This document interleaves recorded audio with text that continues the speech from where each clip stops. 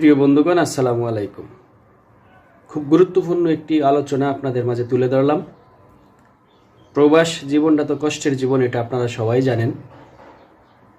প্রবাসে যারা যায়, এই পরিবারের মায়া ত্যাগ করে যে সমস্ত মানুষগুলো আমাদের বাংলাদেশের যে বিমানবন্দর অতিক্রম করে, এই বিমানবন্দরে যে কত রকমের যে হয়রানির শিকার হতে হয়, সেটা যারা প্রবাসে যাচ্ছে, যাইতেছে, গেছে, তারাই ভালো জানে। কয়েকদিন আগে আমার বোন জামাই দীর্ঘদিন দুবাই থাকে, দুবাই থেকে কয়েকবার আসলো গেল, কোনো সমস্যা নাই। হঠাৎ করে এবার ছুটিতে আসার পরে যখন যাচ্ছিল, ঠিক তখন এয়ারপোর্টে গেছে মতো আপনার বলল যে তোমার ওই দেশের আইডি দেখাও। তো ওই দেশের কি আইডি, কিসের আইডি, কি আইডি, ব্যাখ্যা কিছুই ও জানে না। পরে বলল যে এখন তো তোমার এই পাসপোর্টে ভিসা লাগে না, ভিসা তো তোমার ওই দেশের যে আইডি, ওই আইডিতে এন্ট্রি থাকে, ওইটা দেখাইতে হবে। ও তো এটা আনে নাই, ওর কাছে নাই।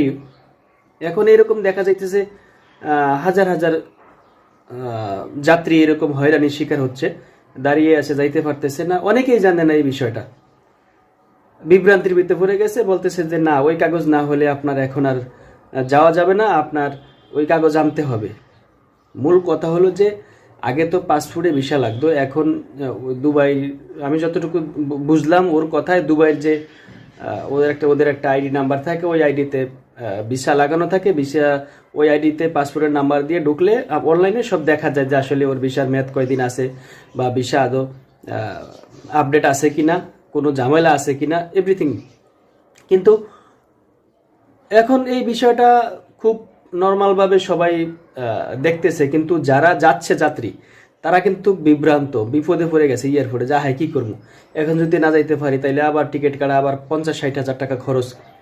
এখন এয়ারপোর্টের ভিতরে ওনাদেরই লোক আমার পাশে দাঁড়ায় বলতেছে যে ভাই, আপনি 3,000 টাকা দেন, আপনি 5,000 টাকা দেন, 2 মিনিটের মধ্যে আপনার কাগজ বাইর করে দিতেছি।